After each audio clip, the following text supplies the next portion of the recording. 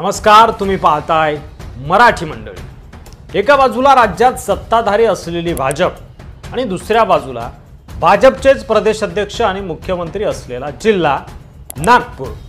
पण हा जिल्हा भाजपला आत्मचिंतन करायला लावेल याची कोणी कल्पनाही केली नसेल। शरद पवारांच्या राष्ट्रवादीने थेट फडणवीसांच्या बालेकिल्ल्यातच तुतारी वाजवली आहे आणि या तुतारीचा आवाज आता दिल्लीपर्यंत जाणार हे नक्की आहे।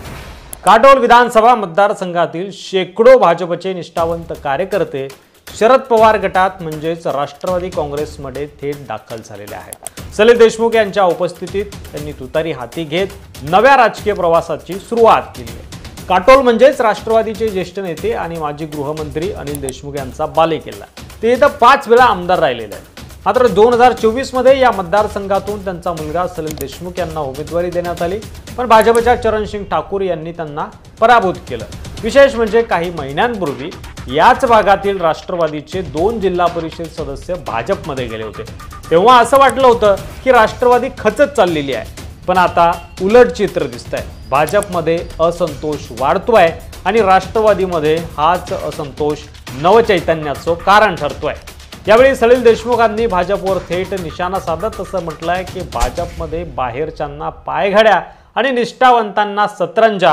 हा आरोप केवळ राजकीय टीका नव्हे तर कार्यकर्त्यांच्या मनात साचलेला नाराजीचा उद्गार होता असं म्हणायला हरकत नाही। काटोल तालुक्यामध्ये आयाराम गयाराम संस्कृती बळावली आहे, म्हणजे जो बाहेरून येईल त्याला उमेदवारी आणि सन्मान, आणि जो 10-15 वर्ष निष्ठेने काम करत असेल त्याला वेटिंग ठेवायचं। फक्त कार्यकर्तेच नव्हे तर जनतेमध्येही प्रचंड नाराजी आहे। भाजपच्या नेत्यांनी प्रचार सभांमध्ये शेतकऱ्यांना संपूर्ण कर्जमाफीचं गाजर दाखवलं होतं, पण सत्तेवर आल्यानंतर कर्जमाफी फक्त भाषणातच उरली। लाडकी बहीण योजनेवर सत्ता मिळवली, पण आता लाभार्थी महिलांची नावं योजनेतून गायब होत आहेत। ही फसवणूक जनतेच्या जखमांवर मीठ चोळणारी ठरते असा आरोप देखील राष्ट्रवादीकडून भाजपवर केला जातोय। भाजप प्रदेश अध्यक्ष बावनकुळे यांचा हा गृह जिल्हा आणि फडणवीस यांचा राजकीय बालेकिल्लाही नागपूरच।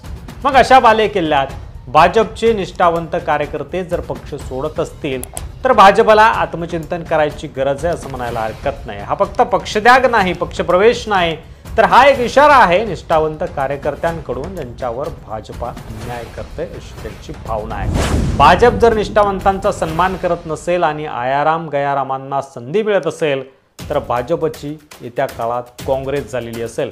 पवारांनी बालेकिल्ला हादरवला नाही तर भाजपच्या गडात घुसून तुतारी वाजवली आहे आणि भाजपला आत्मचिंतन करायला भाग पाडलंय। तुम्हाला काय वाटतंय यावर तुमचं मत नक्की कमेंट करा। भाजपमध्ये नाराजी वाढतीये का ते देखील नक्की सांगा। अशाच व्हिडिओसाठी मराठी मंडळीवर नवीन असाल, अद्याप सबस्क्राईब केला नसेल तर लगेच सबस्क्राईब करा। धन्यवाद।